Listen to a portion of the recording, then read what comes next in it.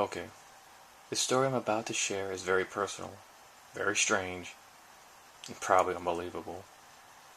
I don't blame any of you if you don't believe it, and I especially don't blame you if you think I'm crazy. But I can assure you, it's all true.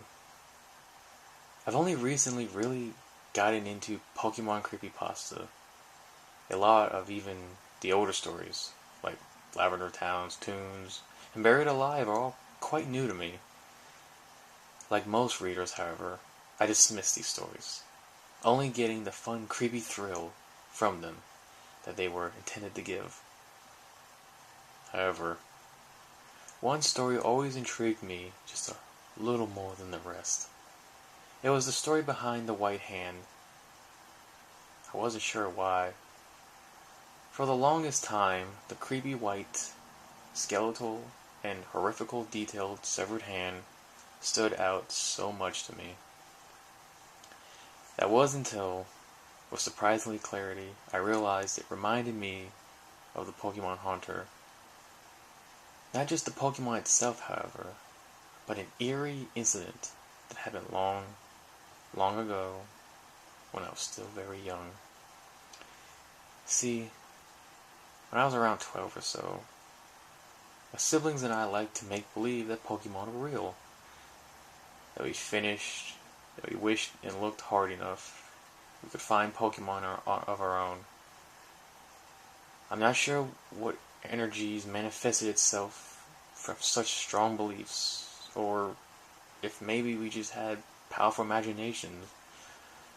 There were times we could swear we spotted a Caterpie somewhere out of the corner of our eyes, or we heard a Pikachu in the walls. This probably went on for a while.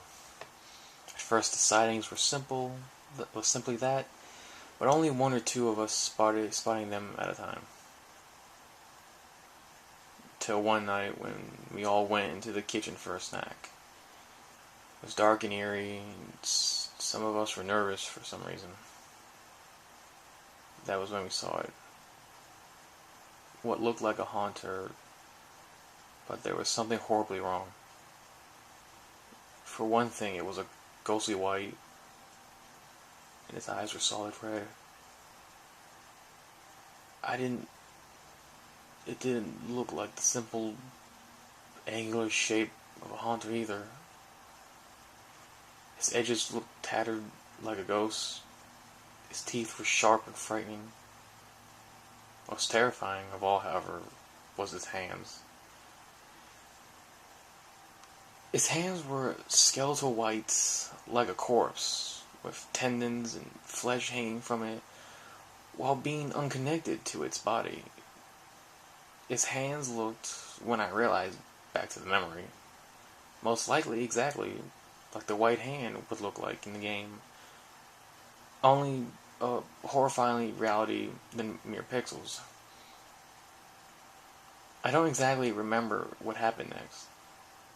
I'm sure my siblings and I all screamed and ran back to our room, staying there the rest of the night. We stopped going into the kitchen at night, unless an adult was around. At some point, not long after, the light on the kitchen ceiling mysteriously broke off, crashing and shattering onto the tile floor. It wasn't just a light bulb. It was one of those covered fixtures. It was very heavy, and if anyone was standing underneath when it fell, it would have resulted in some serious injury. At some point, as we moved around and grew up, my brothers and sisters and I long stopped believing and seeing Pokemon, and even forgot the imaginary ones we supposedly saw as children.